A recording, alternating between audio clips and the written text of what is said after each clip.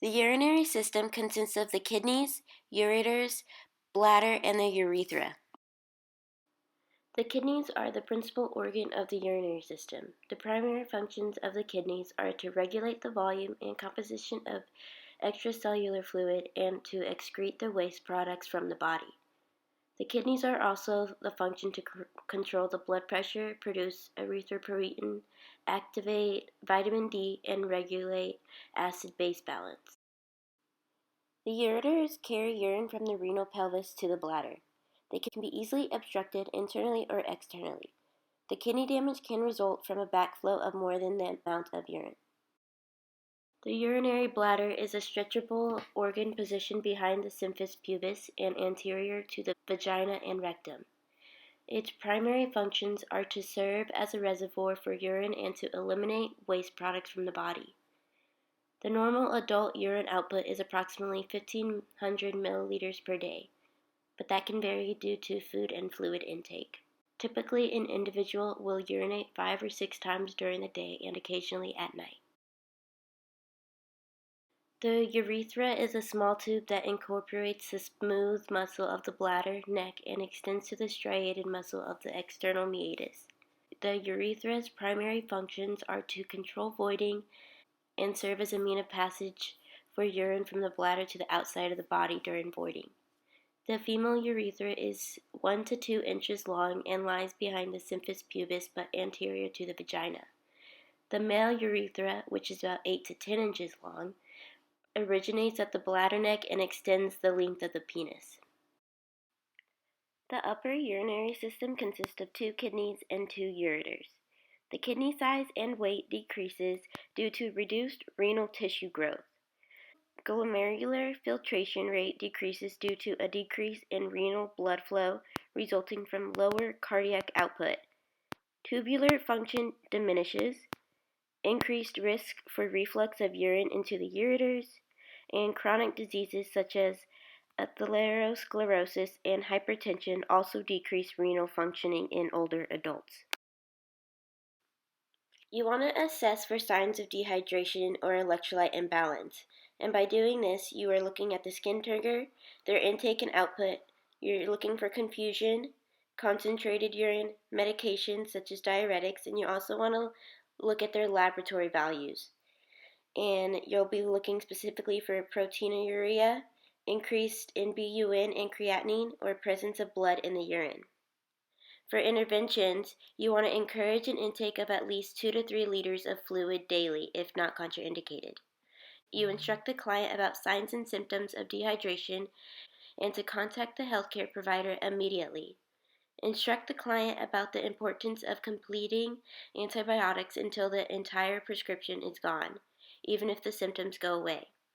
You also want to write out antibiotic schedules, including any special instructions. You also want to print it in large letters. The lower urinary system consists of the bladder and the urethra.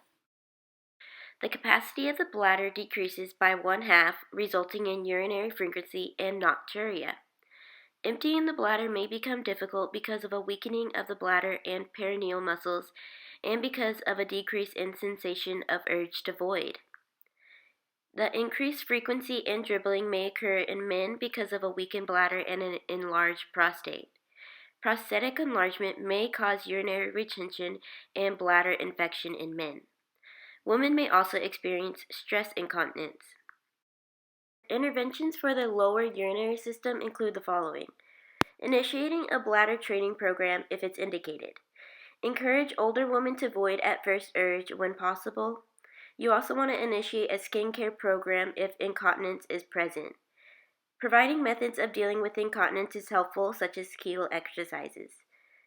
Teach to avoid sleeping pills and sedation because these may cause nocturnal incontinence, and also educate to avoid caffeine because it promotes diuresis. Urinary incontinence is the involuntary loss of urine. It's stigmatized, underreported, underdiagnosed, and undertreated. It's more common in women around time of menopause.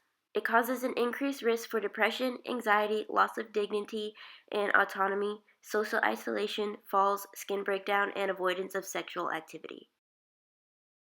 When assessing for urinary incontinence, you want to identify the incontinence patterns, alterations in incontinence, and contributing factors. You also want to assess the environmental assessment, including the accessibility of bathrooms, the adequacy of room lighting, the availability of assistance, and the use of aids such as raised toilet seats or commodes is also important. Be sure to also monitor and document the continence status. For urinary incontinence interventions, you can schedule or have prompted voiding times. This means that the scheduled voiding is used to treat urge and functional UI in both cognitively intact and cognitively impaired older adults. The schedule or timing of voiding is based on the person's bladder diary or common voiding patterns. Bladder training aims to increase the time interval between the urge to void and voiding. The method is appropriate for people with urge UI who are cognitively intact and independent in toileting or after removal of an indwelling catheter. Pelvic floor muscle exercises, also called Kegel exercises, involve repeated voluntary pelvic floor muscle contractions. Prompted voiding is a technique used in the nursing home that combines scheduled voiding with monitoring, prompting, and verbal reinforcement. You can also do lifestyle modifications with either the development or exacerbation of a UI. These include increased fluid intake, smoking cessation, bowel management, physical activity, and weight reduction.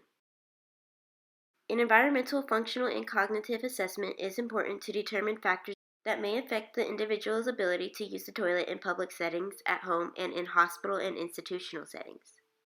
Medications are not considered first-line treatment but can be considered in combination with behavioral strategies in some cases. Pharmacological treatment may be indicated for urge UI in an overactive bladder. Surgical interventions may be indicated for stress UI and have a high cure rate. Non-surgical devices include intravaginal support devices, external occlusive devices, and urethral plugs for women. For men, there are foam penile clamps. Intermittent catheterization may be used in people with urinary retention, those with a blockage of their urethra, or those with reflux incontinence related to a spinal cord injury. Urinary tract infections are the most common cause of bacterial sepsis in older adults and are 10 times more common in women than men. Catheter-associated urinary tract infections is the most frequent healthcare-associated infection in the United States. Indwelling catheters should only be inserted for appropriate conditions and must be removed as soon as possible. Assessment and appropriate treatment of UTIs in older people, particularly nursing home residents, is complex. Cognitively impaired residents may not recall or report their symptoms, and older people frequently do not present with classic symptoms such as the fever, dysuria, or flank pain. However, they may have a change in consciousness or appear confused. The diagnosis of symptomatic UTI is made when the patient has both clinical features of painful urination, lower abdominal pain, tenderness, blood in urine, new or worsening urinary urgency or frequency, incontinence and fever, and laboratory evidence of a urinary tract infection. Treatment is with antibiotics selected by identifying the pathogen, knowing local resistant rates, and considering adverse effects.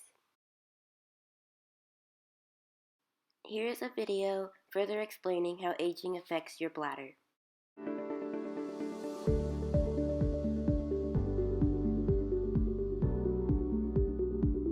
Aging affects bladder health in a couple of ways.